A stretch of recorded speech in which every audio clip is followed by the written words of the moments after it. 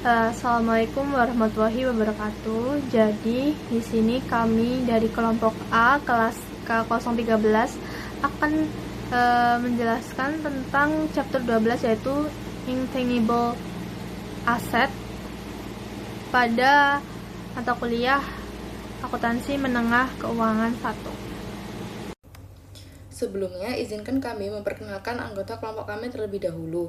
Yang pertama yaitu Eka Melina dengan NPM Akhir 145, yang kedua Ismana Idrea Azaria dengan NPM Akhir 228, yang ketiga Rizky Lamtama Sitorus dengan NPM Akhir 243, lalu Muhammad Fikri Raka Andarwa dengan NPM Akhir 250, selanjutnya Jenny Regiza Balkis dengan NPM Akhir 276, dan yang terakhir Dewinta Trisna Putri dengan NPM Akhir 411.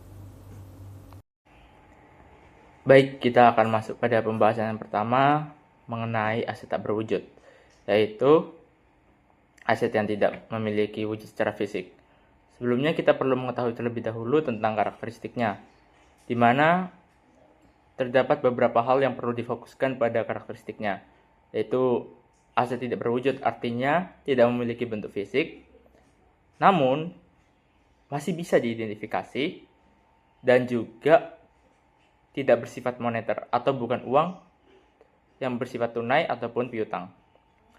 Setelah masuk pada karakteristik tersebut, kita perlu mengetahui penilaian atau valuation yang terjadi pada aset tidak berwujud, di mana secara mendalam akuntansi sangat konservatif atau memiliki pemeliharaan di sini tentang aset tidak berwujud.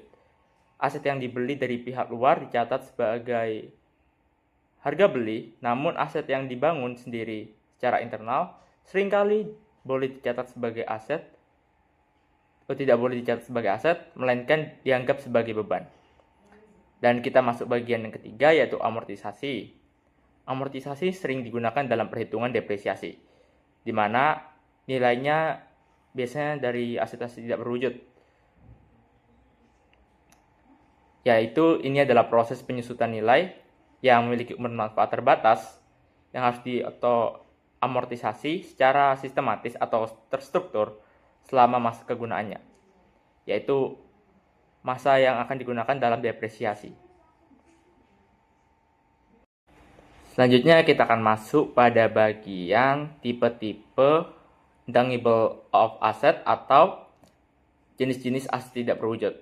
Pada bagian yang pertama adalah pemasaran, di mana pemasaran atau aset ini digunakan untuk mempromosikan atau memberikan suatu pemahaman kepada customer tentang identitas maupun layanan perusahaan yang telah dibuat oleh suatu usaha atau bisnis tersebut, di mana terdapat beberapa jenis pemasaran. Yang pertama, merek dagang yang digunakan seperti brand-brand yang cukup besar, dan juga ada nama domain internet di mana memanfaatkan teknik ataupun teknologi digital untuk memasarkan produk dan juga melakukan perjanjian non-kompetisi.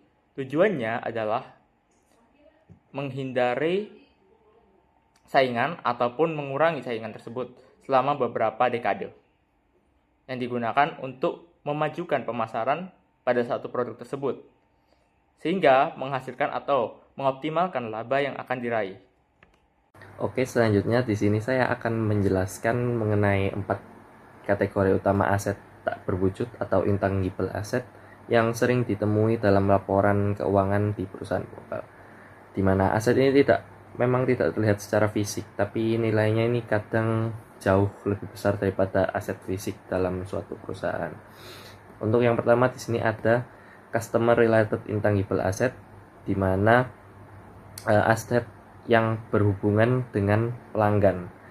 Biasanya ini muncul dari interaksi dengan pihak luar atau pelanggan. Contohnya ada daftar pelanggan atau customer list, riwayat pesanan, dan hubungan pelanggan. Untuk amortisasinya biasanya berdasarkan masa manfaat ekonomi. Contoh, di sini ada perusahaan koran besar di mana mereka menjual bisnisnya. Di data pelanggannya ini ada nama, alamat, sampai riwayat belanja. Nah, itu sangat berharga bagi pembeli. Di dalam akuntansi, ya kita di sini kapitalisasi biaya dan mengamortisasinya selama periode agar kita sambil berharap agar mendapatkan manfaat dari data tersebut. Lalu yang kedua ada artistic related intangible asset, di mana ini adalah berhubungan dengan hak kepemilikan atas karya kreatif, contoh seperti drama, sastra, musik, atau fotografi. Ini dilindungi oleh copyright atau hak cipta. Untuk masa berlakunya ini biasanya seumur hidup pencipta atau sekitar 70 tahun. Untuk contohnya yang paling ikonik di sini adalah Disney dengan Mickey Mouse-nya, di mana Disney ini sampai berjuang di pengadilan untuk memperpanjang masa berlaku hak ciptanya, karena hak ciptanya ini memberikan hak eksklusif untuk menjual dan memproduksi karya tersebut, dan biaya perolehannya diamortisasi selama masa manfaatnya. Lalu yang ketiga ada contract related intangible asset. Ya, ini perjanjian kontrak. Contohnya ada waralaba seperti franchise, McD, atau lisensi, atau hak siar. Nah, di sini ketika masa kontrak tidak terbatas, maka tidak boleh diamortisasi. Untuk contohnya membuka gerai McD, di mana mereka membayar biaya waralaba untuk mendapatkan hak menggunakan merek dan sistemnya. Ketika kontraknya memiliki batas waktu, contohnya 10 tahun, nah kita harus mengamortisasi selama 10 tahun tersebut. Tapi jika itu permanen, maka kita tidak melakukan amortisasi. Cukup hanya kita uji nilainya di setiap tahunnya. Nah, yang kelima ada teknologi related intangible asset, di mana berkaitan dengan inovasi dan terobosan teknis. Untuk contohnya, kita bisa menggunakan paten produk dan paten proses, di mana paten ini memberikan perlindungan selama 20 tahun agar suatu inovasi ini tidak dicuri oleh orang lain. Contoh seperti perusahaan Apple atau Samsung yang sering berperang dalam pengadilan karena paten ini. Di dalam akuntansi, harga biaya pendaftaran dan hukum yang kita catat sebagai aset, sementara biaya penelitian di laboratorium itu langsung dianggap sebagai beban. Untuk intinya, 4 kategori ini dapat membantu kita melihat dari mana nilai sebuah perusahaan itu berasal.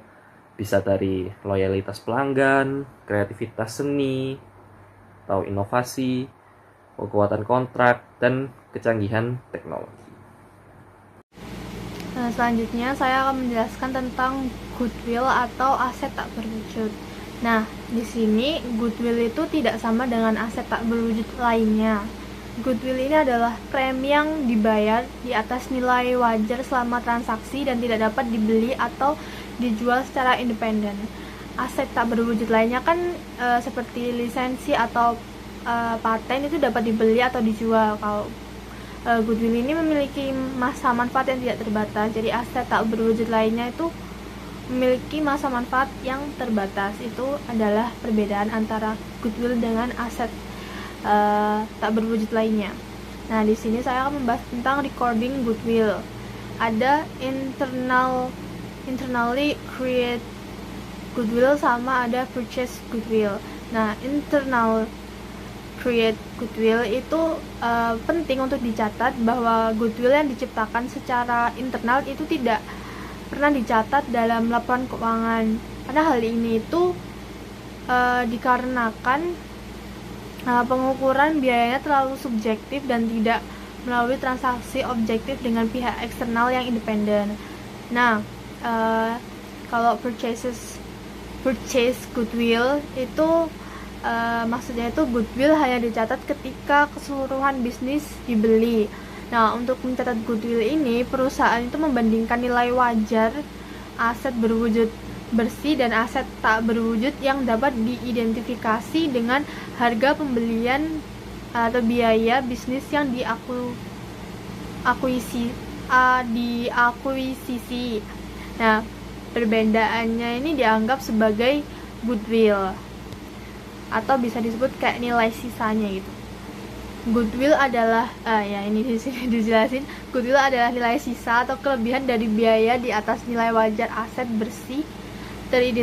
identifikasi yang diperoleh.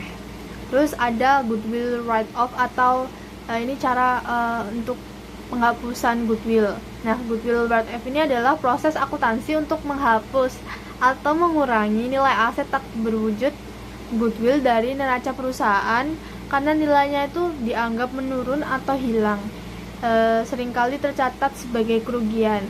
Terus ada bargain purchase, ini biasanya itu pembeli dalam kombinasi bisnis membayar kurang dari nilai wajar aset bersih yang dapat diidentifikasi. Nah, situasi ini tuh disebut dengan pembelian murah atau bargain purchase itu. Hal ini terjadi akibat ketidaksempurnaan pasar, yaitu penjual akan lebih untung jika menjual aset secara individual daripada secara keseluruhan. Impairment of limited life intangible terjadi ketika nilai aset tidak berwujud mengalami penurunan sehingga manfaat ekonominya tidak lagi sesuai dengan nilai tercatatnya. Aturan impairment ini sama seperti pada properti, plant and equipment. Perusahaan harus melakukan impairment test apabila terdapat indikasi penurunan nilai aset baik dari faktor internal maupun faktor eksternal, seperti penurunan kinerja aset, perubahan teknologi, kondisi bisnis, regulasi, atau meningkatnya persaingan usaha. Dalam impairment test, perusahaan membandingkan carrying amount dengan recoverable amount. Recoverable amount merupakan nilai tertinggi antara fair value less cost to sell dan value in use.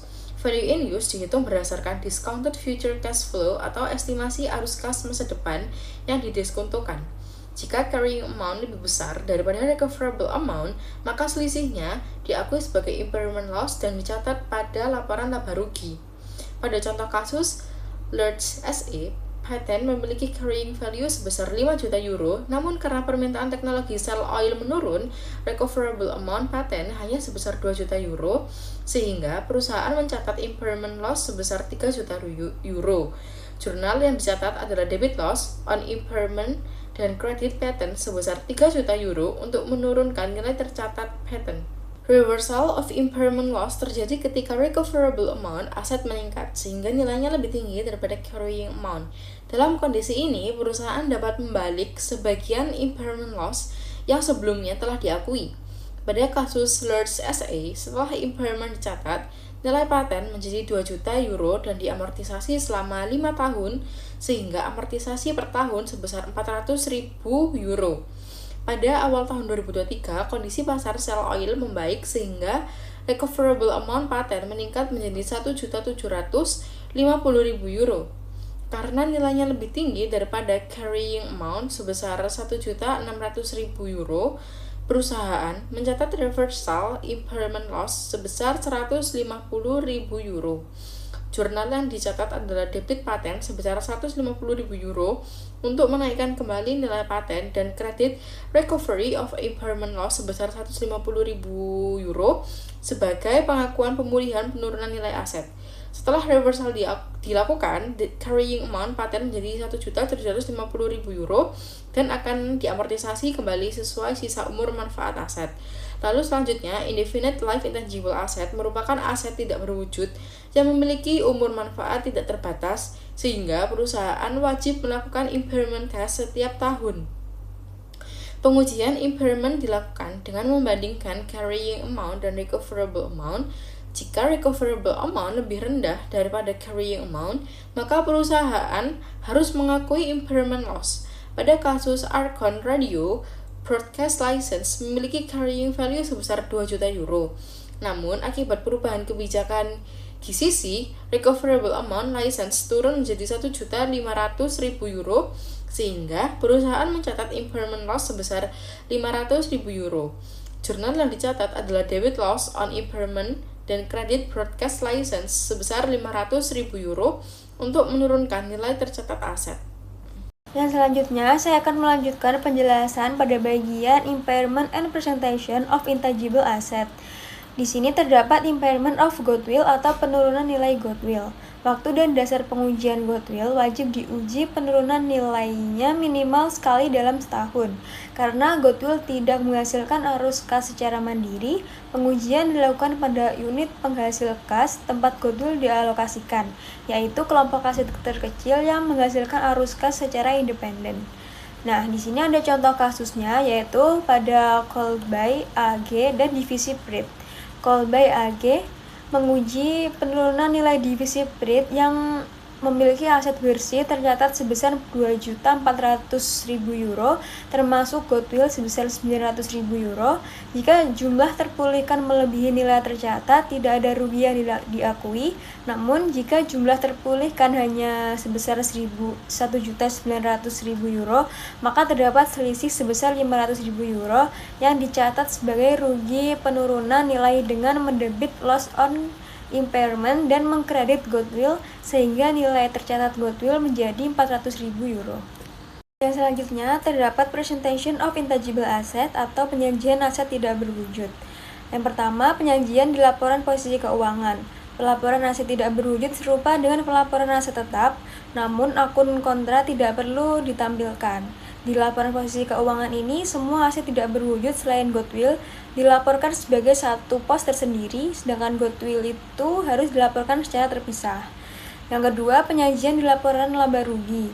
Beban amortisasi, rugi penurunan nilai, dan pembalikannya untuk aset tidak berwujud selain goodwill harus disajikan secara terpisah dalam laba bersih, biasanya sebagai pos tersendiri dalam bagian operasional. Yang ketiga dan yang terakhir, pengungkapan dalam catatan laporan keuangan. Catatan atas laporan keuangan harus memuat informasi mengenai aset tidak berwujud yang diperoleh, termasuk beban amortisasi untuk setiap jenis aset serta perubahan nilai tercatat masing-masing aset tidak berwujud selama periode berjalan. Pada bagian ini, saya akan menjelaskan mengenai research and development cost. Yang pertama ada mengidentifikasi aktivitas R&D atau research and development. Yang pertama ada aktivitas riset. Aktivitas riset adalah penyelidikan orisinal dan terencana yang dilakukan dengan tujuan memperoleh pengetahuan atau pemahaman ilmiah dan teknis baru. Contohnya meliputi penelitian laboratorium untuk menemukan pengetahuan baru dan pencarian aplikasi dari temuan riset yang sudah ada. Yang kedua ada aktivitas pengembangan, yaitu penerapan temuan riset atau pengetahuan lainnya ke dalam suatu rencana atau desain untuk menghasilkan sebuah produk, material, perangkat, proses, sistem atau layanan yang baru maupun yang telah ditingkatkan secara signifikan sebelum dimulainya produksi atau penggunaan secara komersial. Yang terakhir, ada yang tidak termasuk aktivitas R&D, yaitu perlu diperhatikan bahwa tidak semua perubahan pada produk itu dapat dikategorikan sebagai R&D. Perubahan rutin atau berkala pada produk yang sudah ada, lini produksi, proses manufaktur maupun operasi yang berjalan secara berkelanjutan tidak termasuk aktivitas R&D. Meskipun perubahan tersebut mungkin merupakan suatu perbaikan, misalnya upaya rutin untuk menyempurnakan atau meningkatkan kualitas produk yang sudah ada, tidak dikategorikan sebagai R&D. Baik, selanjutnya saya akan menjelaskan tentang accounting for research and development. Jadi berdasarkan standar akuntansi, sebagian besar biaya R&D itu harus langsung dicatat sebagai beban pada saat terjadinya. Namun ada pengecualian penting jika item tersebut memiliki manfaat masa depan alternatif. Lalu ada komponen biaya dan perlakuannya. Di sini yang pertama ada bahan, peralatan, dan fasilitas. Itu dibedakan menjadi dua. Yang pertama itu bisa langsung jadi beban, yakni jika hanya digunakan untuk satu proyek R&D saja. Lalu yang klasifikasi kedua itu kapitalisasi atau jadi aset, yakni jika bisa digunakan untuk proyek lain di masa depan. Lalu kedua ada personel atau gaji karyawan, yakni semua gaji, upah, dan biaya terkait staf yang mengerjakan R&D langsung dicatat sebagai beban. Lalu yang ketiga ada aset tak berwujud yang dibeli, yakni diukur pada nilai wajar. Jika memiliki masa manfaat terbatas, maka harus diamortisasi. Lalu yang keempat ada jasa kontrak, yakni biaya yang membiayai pihak ketiga untuk melakukan R&D dicatat sebagai beban saat jasa tersebut diterima. Lalu yang terakhir, yang kelima ada biaya tidak langsung, yakni alokasi biaya overhead yang masuk akal bisa dimasukkan ke biaya R&D, kecuali biaya administrasi umum yang tidak terkait langsung dengan R&D tersebut.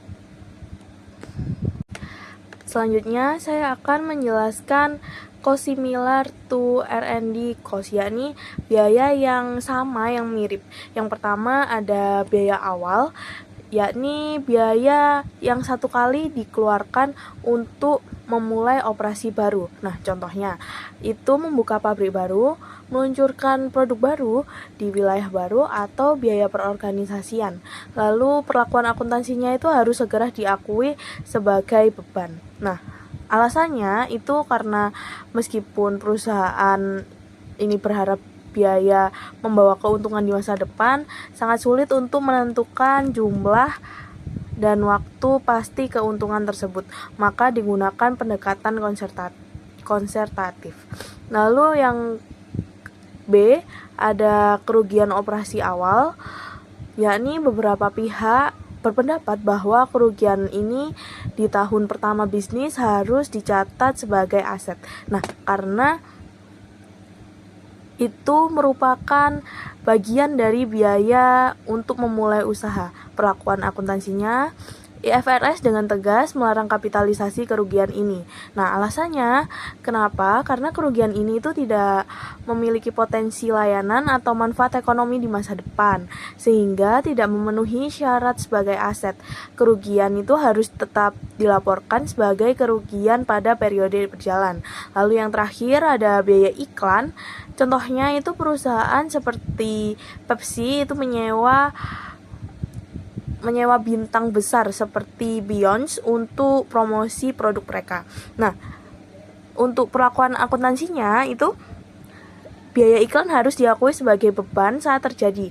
Nah, alasannya karena iklan memang meningkatkan hubungan pelanggan, namun ia tidak berbeda dengan aset tak berwujud yang dihasilkan secara internal, seperti merek atau daftar pelanggan yang tidak memenuhi kriteria identitas yang terpisah untuk dicatat sebagai aset.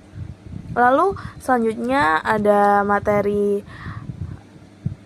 presentation of R&D cost.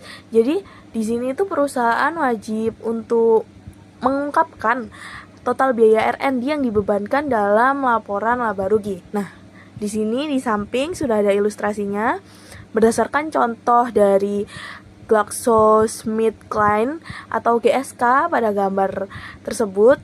Nah, di sini tuh kita dapat mengetahui di laporan laba ruginya biaya R&D sebesar 3.893 juta euro itu dikurangi langsung untuk menghitung laba operasi dari perusahaan tersebut. Terima kasih. Baik, sekian pemaparan dari kelompok kami mengenai chapter 12 yang berisikan tentang aset tidak langsung atau intangible asset.